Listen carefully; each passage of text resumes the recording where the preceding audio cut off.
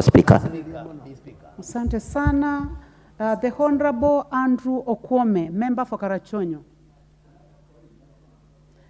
In the absence of the Honorable member for Karachonyo, the Honorable Moses Ijendi, member for Malava.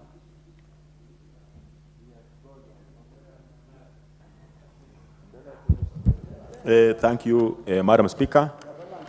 Madam Speaker, I strongly support this bill. Personally, I've been a victim of acting. My former employer, Madam Speaker, kept me in an acting position for 6 years. 6 years. Madam Speaker, for confirmation in the appointment, what struck me most was that I was also subjected to an interview finally. Even when I was sitting before this interview, I was just wondering, for all these 6 years, can I still be subjected to an interview? Luckily, Madam Speaker, I emerged top to be confirmed in appointment. Madam Speaker, we also have an experience in this House, Parliamentary Service Commission. We have the current CEO of NGCDF board. Madam Speaker, he acted, I think, for 9 years.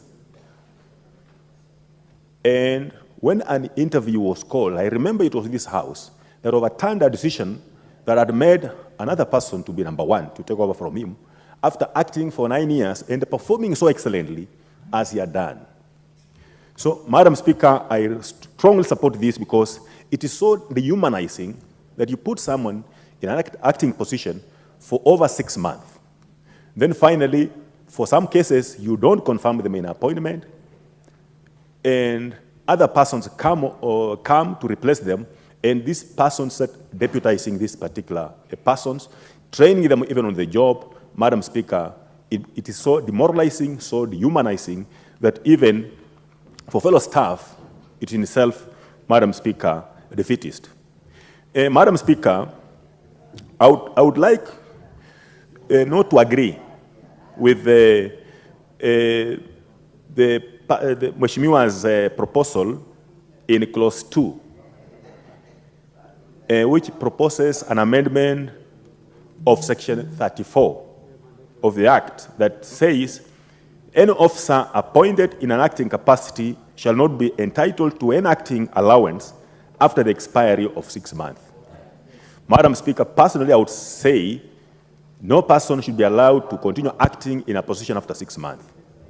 Madam Speaker, imagine a scenario where someone is put in a position, he has been earning an allowance for acting in that position for 6 months. You retain the person in the same position and you don't pay him an allowance. Madam Speaker, this will be a window for corruption in that particular organization, in that particular system. Madam Speaker, the other point maybe I may want to look at is the issue of 60 years. Madam Speaker, when you look at this country, particularly Kenya, where we are, persons who are the age of 18 and 35, there are so many. When you add on the age of 45, Madam Speaker, it's almost 80%. Why allow a person to continue working after 60 years? Why can't we let this person retire, pay him retirement, pensions, that when he still has the energy now, because most of these persons, some of them, have not been working from homes. They have been staying away from homes, from families for a very long time, for very long hours. Give him time when he's still strong to jail with the family, to know even the house looks like after working for 60 years. Madam Speaker, what is so interesting with this practice is that the issue of retirement was actually left to an entity, a person, the CS, so to say. And this is a person who can make any decision, any time, that suits that particular person at that particular, in that particular situation.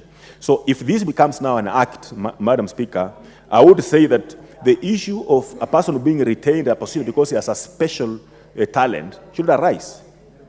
Because we ask ourselves, when this person was in this position, maybe for even 20 years or 15 years, what was he doing? And what was the management doing to ensure that there is smooth transition from one level to another level? Madam Speaker, I've also found out that when it comes to this acting, this idea of the age. Sorry to interrupt you. There seems to be a very serious Kamukunji discussion where the Honorable Koimburi is.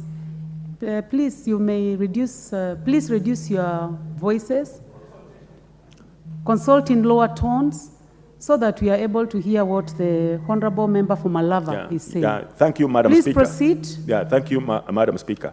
What I've also found with most officers and most organizations, they put persons in particular positions so that these persons cannot actually be suitable when it comes to a promotion, so that this person cannot be suitable to replace them after their age has reached 60. So, Madam Speaker, we must ensure that as much as we are putting there this age retirement law, we also must ensure that when persons, all organizations have systems that ensure that when a person, for example, is deputizing a particular person, this particular person, before confirmation or appointment in this particular position, actually has the requisite positions to be in that position, and also even rise up to the other level without necessarily what we are going through in this particular country. My brother was citing TSC. Yeah, there's a small challenge with the TSC that some of the persons who are acting in positions of deputies, because of the new requirement on promotions, some of them is very interesting. They are acting a position of a deputy, a position of a principal, but actually, even when it comes to promotion itself, these particular persons cannot qualify to be principals. So this law will help actually to guide even TSC, to guide in terms of training, so that there is seamless flow of personnel in this country to ensure effective delivery of service. Thank you, Madam Speaker, and I support. Thank you very much. The Honorable Charles Ngusia, Member for Mwingi West.